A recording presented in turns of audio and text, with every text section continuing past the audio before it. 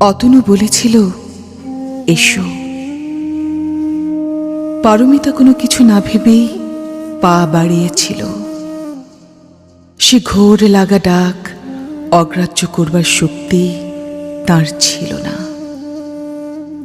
চিলেকোঠার আঁধার করা সিঁড়ি ঘর বারবারই জানতে চেয়েছিল, কোথায় যাচ্ছ, কোথায় যাচ্ছি?